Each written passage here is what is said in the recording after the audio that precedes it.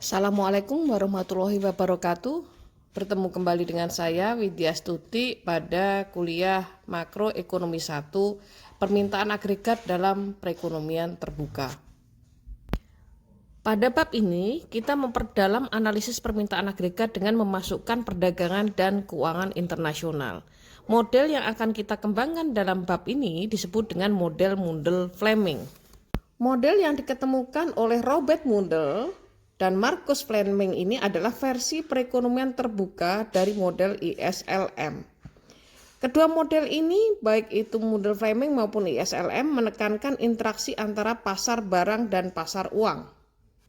Kedua model mengasumsikan bahwa tingkat harga adalah tetap dan menunjukkan apa yang menyebabkan fluktuasi jangka pendek dalam pendapatan agregat yang menyebabkan pergeseran dalam kurva permintaan agregat.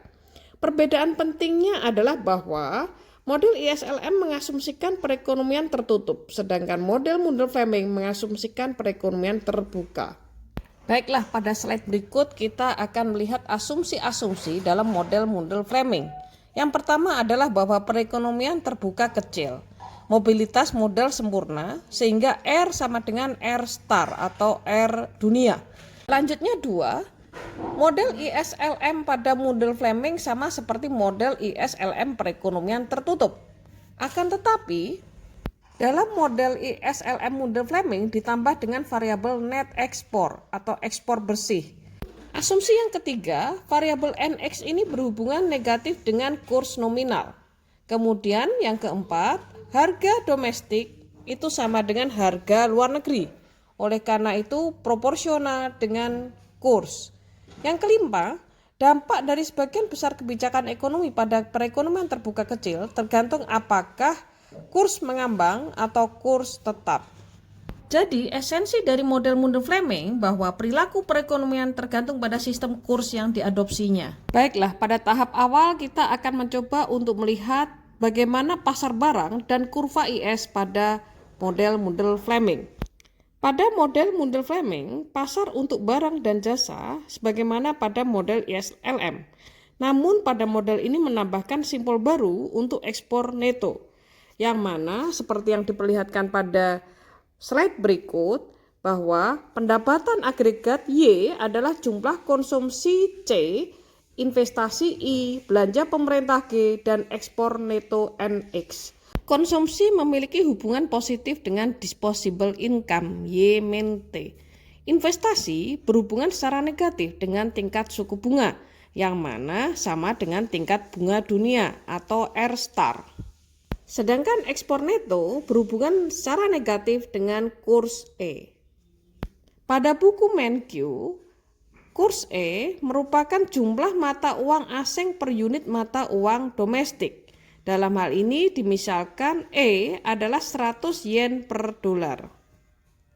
Pada model Mundell-Fleming diasumsikan bahwa tingkat harga dalam dan luar negeri adalah tetap, sehingga kurs real proporsional terhadap kurs nominal.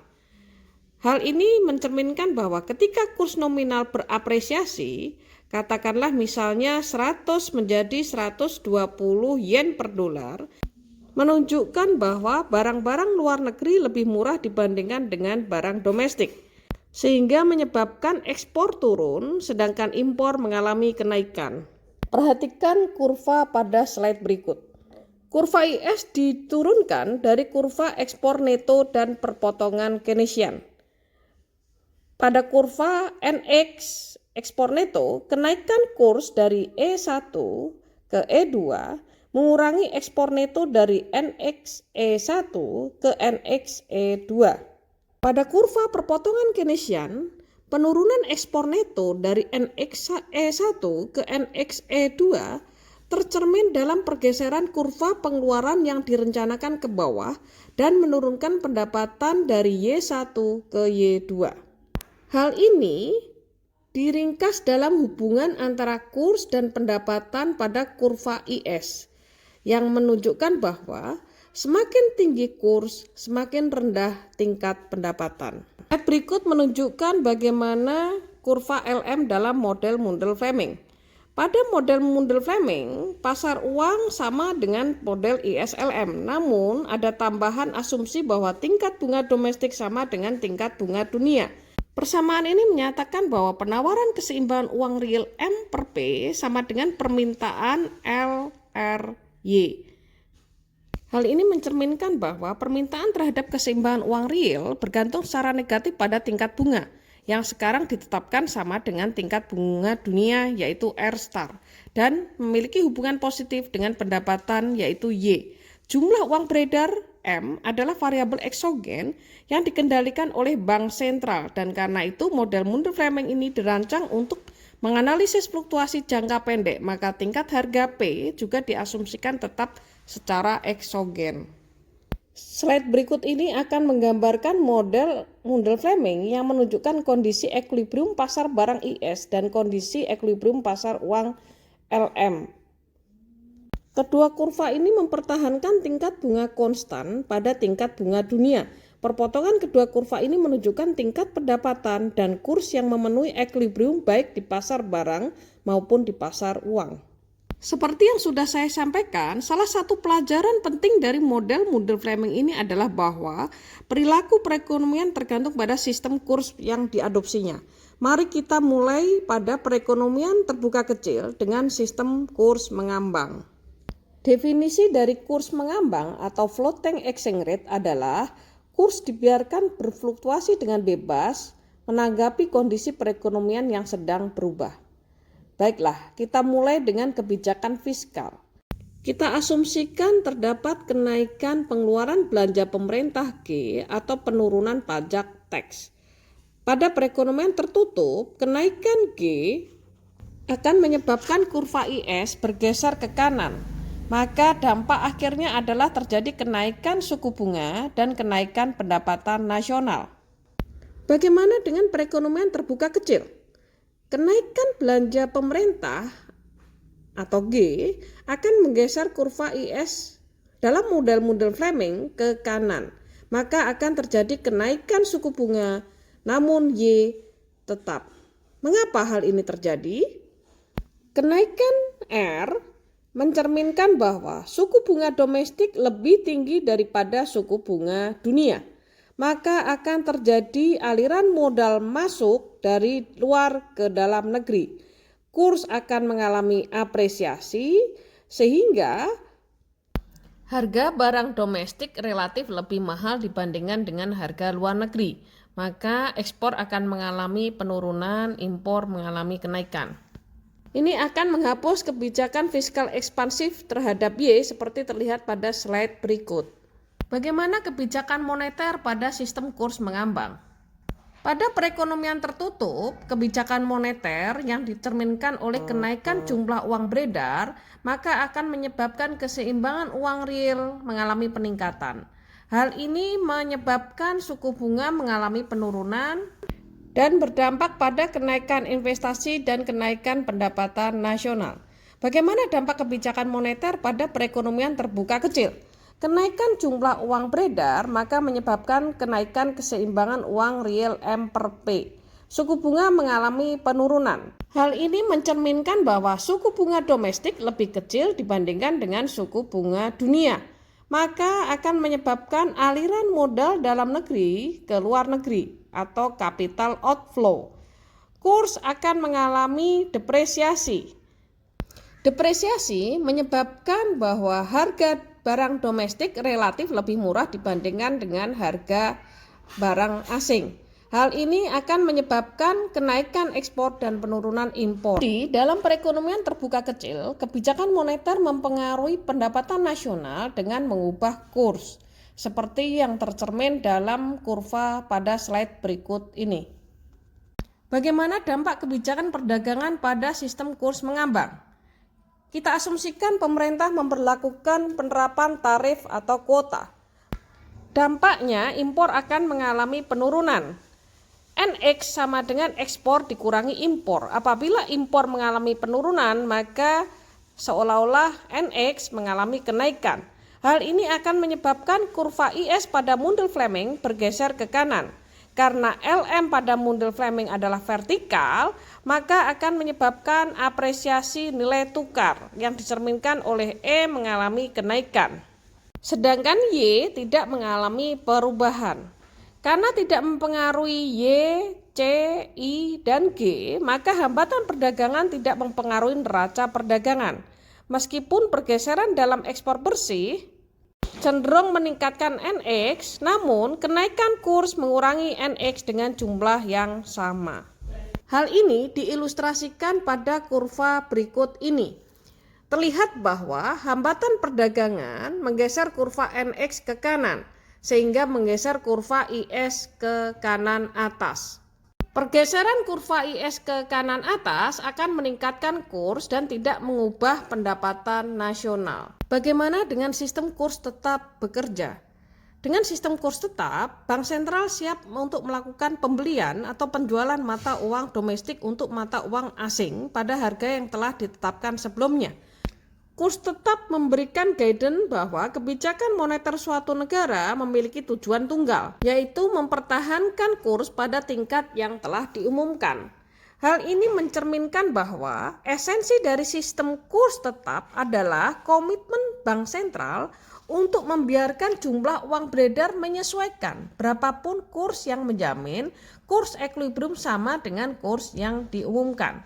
Selain itu, selama Bank Sentral siap membeli atau menjual mata uang asing pada kurs tetap, jumlah uang beredar menyesuaikan secara otomatis pada tingkat yang diperlukan. Kurva di atas menunjukkan bahwa kurs equilibrium awalnya melebihi tingkat tetapnya. Pialang akan membeli mata uang asing di pasar valuta asing dan menjualnya ke Fed atau dalam hal ini adalah BI untuk mendapatkan laba. Proses ini secara otomatis akan meningkatkan jumlah uang beredar yang menggeser kurva LM pada model Fleming ke kanan dan menurunkan kurs. Bagaimana kalau kurs equilibrium lebih kecil dari kurs tetap? Perhatikan slide berikut ini. Kurs equilibrium terlihat bahwa berada di bawah tingkat tetapnya. Maka pialang akan membeli dolar atau rupiah di pasar valuta asing dan menggunakannya untuk membeli mata uang asing dari Fed atau BI. Proses ini secara otomatis akan menurunkan jumlah uang beredar sehingga menggeser kurva LM ke kiri dan meningkatkan kurs. Selanjutnya, bagaimana dampak kebijakan fiskal pada kurs tetap? Kita asumsikan terjadi kenaikan belanja pemerintah sehingga menyebabkan G mengalami kenaikan. IS bintang akan bergeser ke kanan dan ini menyebabkan kurs mengalami kenaikan. Y juga akan mengalami kenaikan. Untuk mempertahankan kurs tetap, Federal Reserve harus meningkatkan jumlah uang beredar sehingga menggeser kurva LM bintang 1 ke LM bintang 2. Maka ekspansi fiskal menurut sistem kurs tetap akan meningkatkan pendapatan agregat seperti ilustrasi pada kurva. Baiklah, mari kita bergeser pada kebijakan moneter pada kurs tetap. Ekspansi moneter akan menggeser kurva LM ke kanan. Hal ini menyebabkan tekanan pada kurs sehingga kurs akan melemah. Apabila kita menggunakan nilai tukar rupiah terhadap dolar, maka nilai tukar rupiah melemah terhadap dolar. Bank Sentral harus melakukan intervensi. Oleh karena itu, Bank Sentral akan menjual dolar ke pasar. Rupiah akan tertarik ke Bank Sentral, sehingga jumlah uang beredar akan berkurang. Maka, menyebabkan money supply berturun. Maka LM akan bergeser kembali dari LM bintang 2 ke LM bintang 1. Dengan demikian, pada sistem kurs tetap, kebijakan moneter tidak efektif meningkatkan output. Bagaimana dampak kebijakan perdagangan pada sistem kurs tetap? Apabila pemerintah menerapkan kuota impor atau tarif, maka dampaknya adalah sebagai berikut. Impor mengalami penurunan. Hal ini akan menggeser kurva NX ke kanan. Kenaikan NX akan menggeser kurva IS bintang ke kanan. Dampak dari kenaikan IS maka akan menyebabkan kurs mengalami kenaikan. Dan Y juga mengalami kenaikan. Mengapa Y mengalami kenaikan? Karena untuk mempertahankan kurs pada tingkat tetap, jumlah uang beredar harus dinaikkan, sehingga akan menggeser kurva LM bintang ke kanan dari LM1 bintang ke LM2 bintang. Jadi, hambatan perdagangan di bawah sistem kurs tetap akan mendorong ekspansi moneter, bukan apresiasi kurs, yang pada akhirnya ekspansi moneter akan menyebabkan kenaikan pendapatan agregat. Berdasarkan penjelasan sebelumnya, maka akan saya sampaikan ringkasan model Mundell-Fleming sebagai berikut. Kekuatan kebijakan moneter dan fiskal untuk mempengaruhi Y ternyata tergantung pada sistem kurs. Pada kurs mengambang, hanya kebijakan moneter yang bisa mempengaruhi pendapatan. Dampak fiskal ekspansif dapat dihapuskan karena adanya kenaikan nilai mata uang. Pada sistem kurs tetap, hanya kebijakan fiskal yang bisa mempengaruhi pendapatan. Baiklah, selanjutnya perbedaan tingkat bunga. Selama ini kita mengasumsikan bahwa tingkat bunga dalam perekonomian terbuka kecil sama dengan tingkat bunga dunia atau R sama dengan R bintang. Enggak, apabila R domestik lebih tinggi daripada R dunia, maka masyarakat luar negeri akan memberi pinjaman kepada negara tersebut atau terjadi capital inflow akibat R domestik yang lebih rendah.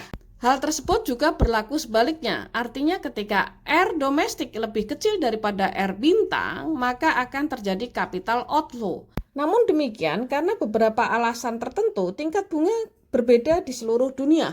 Mengapa hal itu terjadi? Ada beberapa faktor yang menyebabkan hal tersebut terjadi, di antaranya karena satu, resiko negara, yang kedua adalah ekspektasi pada perubahan kurs.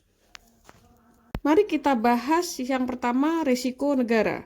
Ketika investor membeli obligasi pemerintah AS, berarti investor memberi pinjaman kepada perusahaan-perusahaan AS. Mereka yakin bahwa pinjaman itu akan dilunasi beserta bunganya. Sebaliknya, untuk beberapa negara berkembang, terdapat ketakutan karena adanya suatu revolusi atau bahkan kemelut politik akan mengganggu pelunasan pinjaman. Para peminjam di negara-negara berkembang tersebut harus membayar tingkat bunga yang lebih tinggi untuk mengkompensasi pemberi pinjaman atas risiko adanya revolusi atau kemelut politik yang terjadi di negaranya. Alasan yang kedua adalah perubahan yang diharapkan dalam kurs. Misalnya bahwa diasumsikan orang-orang berharap rupiah turun nilainya terhadap dolar AS. Jadi pinjaman yang dibuat dalam rupiah akan dilunasi dengan mata uang yang nilainya lebih kecil daripada pinjaman yang dibuat dalam dolar. Untuk mengkompensasi penurunan mata uang rupiah ini, tingkat bunga di Indonesia akan menjadi lebih tinggi dari tingkat bunga di Amerika Serikat. Jadi, karena adanya risiko dari negara dan ekspektasi terhadap perubahan kurs di masa depan, maka tingkat bunga dalam perekonomian terbuka kecil bisa berbeda dengan tingkat bunga dalam perekonomian lain di seluruh dunia. Untuk memasukkan perbedaan tingkat bunga ke dalam Mundell-Fleming, maka kita asumsikan bahwa tingkat bunga dalam perekonomian terbuka kecil ditentukan oleh tingkat bunga dunia ditambah dengan premi risiko atau theta. Maka R sama dengan R bintang ditambah dengan theta. Premi risiko ini ditentukan oleh risiko politik karena memberi pinjaman di sebuah negara dan perubahan yang diharapkan dalam kurs real. Di sini, premi risiko sebagai variabel eksogen untuk menentukan bagaimana perubahan-perubahan dalam premi risiko mempengaruhi perekonomian.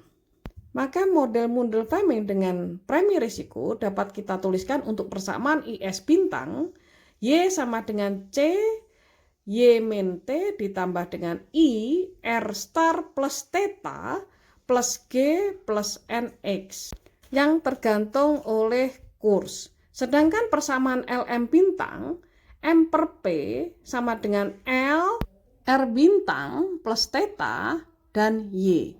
Ekspektasi bahwa mata uang akan kehilangan nilainya di masa depan menyebabkan mata uang itu kehilangan nilainya pada saat ini.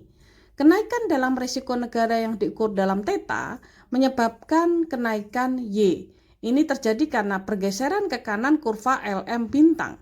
Walaupun R bintang mengalami kenaikan, namun investasi mengalami penurunan. Tetapi depresiasi penurunan kurs di sini menyebabkan kenaikan ekspor neto sehingga menyebabkan Y mengalami kenaikan. Hal ini tergambar dalam kurva berikut ini. Kemelut politik menyebabkan premi risiko theta mengalami kenaikan, maka akibatnya R domestik akan mengalami kenaikan.